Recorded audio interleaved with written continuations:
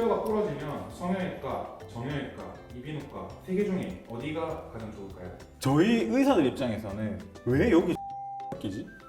이러거든요. 코가 다쳤을 때는 가는 가시면 안 돼요. 안녕하세요. 코코넷 TV 정재훈. 김무관입니다. 반갑습니다. 오늘은 저희가 요즘 또 코뼈 골절로 환자분들이 많이 오시고 해서 아유, 감사하죠. 네, 코뼈 골절을 많이 만드신다고 들었는데 아, 골절을 오해하십니다. 많이. 네.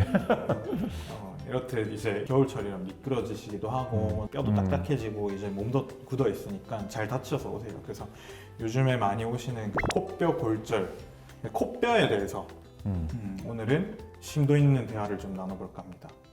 혹시 코뼈 수술 안 해도 알아서 붙는다는 이야기가 혹시 진실인가요? 진실이죠. 맞아요. 네. 그 지멋대로 붙어서 문제니까. 코뼈가 부러진 채로 그대로 붙어요. 맞아요. 우리가 이제 그런 걸 말 유니온이라고 하는데 이제 뼈는 부러지면 다시 어떻게든 붙으려 하거든요. 그래서 우리가 팔도 이렇게 부러지면 뼈를 맞추고 깁스를 하잖아요. 그냥 깁스 안 하잖아요. 그냥 깁스하면 어떻게 돼요? 그 어긋난 채로 어긋난 채로 붙어요. 그래서 팔 이렇게 돼요, 진짜. 이렇게 자라요. 코뼈도 마찬가지입니다. 그 부러진 채로 사람들이 잘 모르고 지내요. 왜냐하면 부러졌는데 얼굴은 붓거든요, 이렇게. 그래서 부어서 이게 부러졌는지 안 부러졌는지 모르고 코가 좀 커졌네 뭐 이 생각하고 좀 지내다가 붓기 쫙 빠지면 시간이 이제 좀 지났고 보면 이제 코가 이제 완전히 움푹 파이거나 아니면 비대칭이 좀 심해지는 경우가 상당히 많아요. 네. 그래서 알아서 붙는 거는 뭐 맞죠. 맞는 얘기긴 하죠. 네. 그러면 코뼈 골절 시에 골든타임과 치료 시기를 놓쳤을 때 겪게 되는 합병증. 골든타임은 명확히 정해져 있습니다. 코뼈 골절 시에는 다친 직후 당일, 그 당일 지났다 그러면은 소아 같은 경우는 한 5일에서 10일, 성인 같은 경우는 한 5일에서 2주 정도까지 이렇게 해가지고 그때 치료를 해야 돼요. 그 이유는 우리 어디 부러져 보신 적 있으신지 모르겠지만 어디든 부러지면 땡땡 붓잖아요. 코도 마찬가지로 부어요. 그래서 이틀에서 5일 때까지 그 붓기가 빠지는 시간이 필요합니다. 그래서 그때 붓기 안 빠졌을 때 막 실컷 뼈 맞춰놔도 붓기 때문에 제대로 맞춰지지가 않아요. 그래서 시기는 다친 직후에 병원 오셔서 바로 치료를 받으시던지 아니면은 이제 치료는 5일에서 한 2주 정도라고 생각을 하시면 됩니다. 그러면 코뼈 골절 시에 대처 방안 간단히 할 수 있는 응급처치 방법이 있을까요?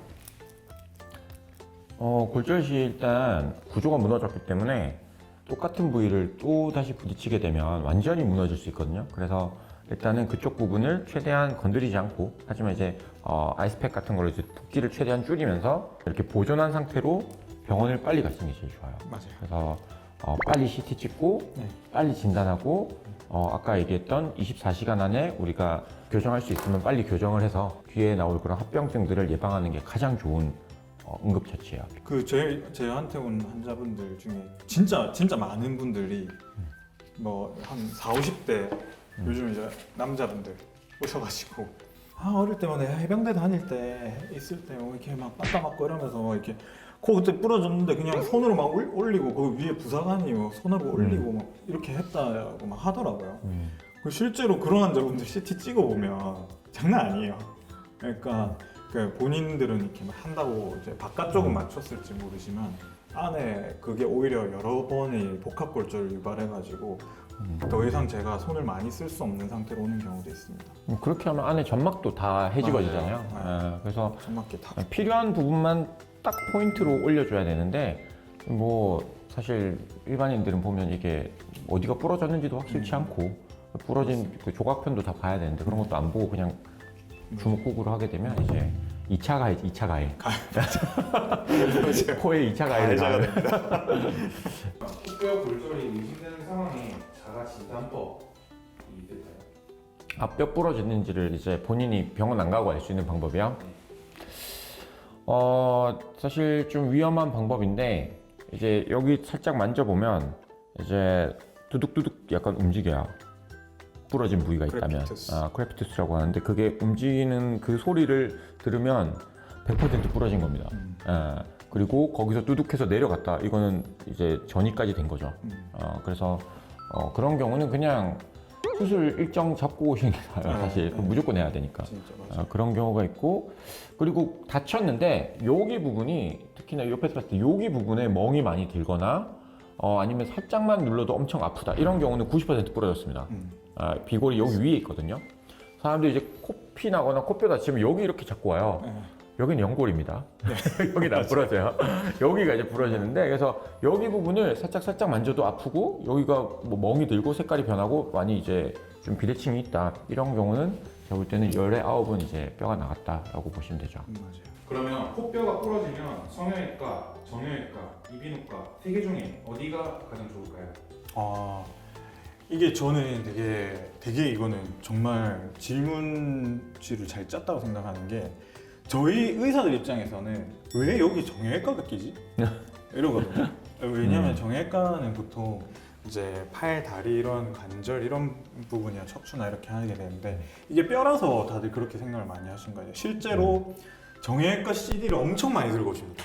코뼈 골절 환자분들이 정형외과에서 사진을 찍고 이거 이비인후과 가라 해서 왔는데요, 이렇게 많이 오시거든요.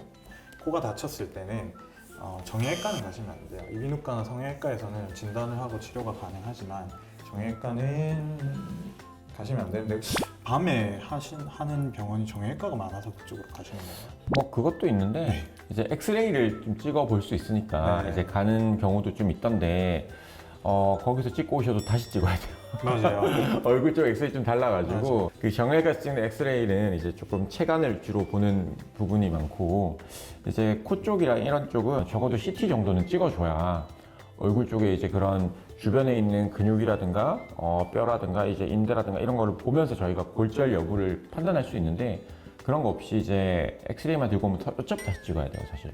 그래서 처음에 정형외과를 가시는 거는 그냥 간단한 진단은 할 수는 있지만 결국은 다시 이비인후과 쪽이나 아니면 뭐 성형외과 쪽에서도 골절 수술은 하거든요. 그래서 처음에 정형외과 가는 거는 큰 의미는 없다는 거죠.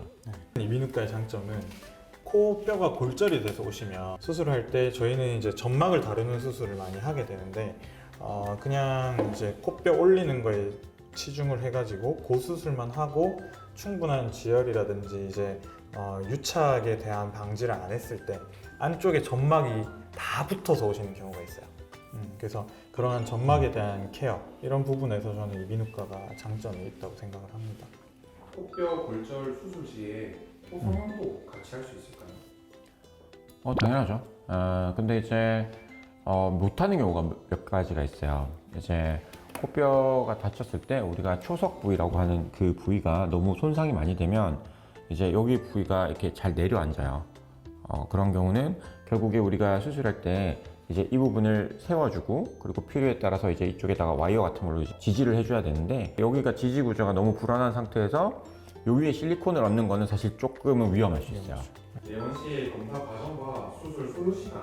뭐 간단하게 CT 찍고 뭐 피 검사하고 마취 적합성 여부만 보면 뭐 금방 끝나요. 그런 거는 저희가 진단만 빨리 내리면 되기 때문에. 그리고 수술 소요 시간은 한 10분이면 돼요. 10분. 비관혈적 비골골절 도수 정복술, 말이 좀 길죠. 그게 뭐냐면 여기를 그냥 안 보는 상태에서 그냥 촉지만으로 딱 뼈를 맞추는 거예요. 실제로 우리가 뼈가 부러졌을 때 거기를 눈으로 뼈가 부러진 부분을 확인하면서 이렇게 맞추는 거는 관혈적이라는 용어를 쓰고, 비관혈적이라는 거는 안 보고 하는 겁니다. 그래서 대부분의 코뼈 골절은 비관혈적 도수 정복술을 이용하게 되고, 그 경우는 엄청 간단해요. 10분도 안 걸리고, 마취도 전신 마취로 하는 게 결과가 더 좋긴 하지만 국소 마취로도 충분한 정도로 수술이 잘 진행되고, 이제 또 다른 종류는 뭐냐면 너무 많이 부러졌거나 내가 성형이랑 같이 하고 싶다, 근데 골절 부위를 그러면 확인을 하면서 해야 되잖아요. 그런 경우에는 관혈적 도수 정복술을 합니다. 그래서 눈으로 다 이제 절개를 해서 뼈를 확인하고 뼈를 맞추는 작업을 한 다음에 다른 수술을 진행하거든요. 그런 경우는 수술 시간이 좀 걸리죠. 그러면 이비인후과에서 이제 골절 수술은 보험 적용이 가능한가요? 당연하죠. 건강보험이 당연히 되고요. 그리고 이제 환자분들이 골절에 관해서 사보험을 넣은 경우가 상당히 많아요. 민간보험 있잖아요. 그래서 골절 코드가 나오면 이제 골절 진단서라는 거를 떼가시거든요. 골절 진단서는 이제 골절이 있다는 걸 병원에서 확인만 해줘도 수술을 받지 않아도 골절 진단 자체로만도 보험금이 많이 나오는 편이고, 그리고 수술했을 땐 당연히 이제 보험 적용 받는 수술이기 때문에 수술했을 때 그런 비용적인 걱정을 하시는 분들은 대부분 크지 않아요. 하지만 이제 다툼으로 인해서 상해로 인해서 병원에 오시는 분들이 꽤 많아요. 근데 그랬을 때 이런 거는 보험이 당연히 안 돼요. 남한테 맞아서 생긴 골절은.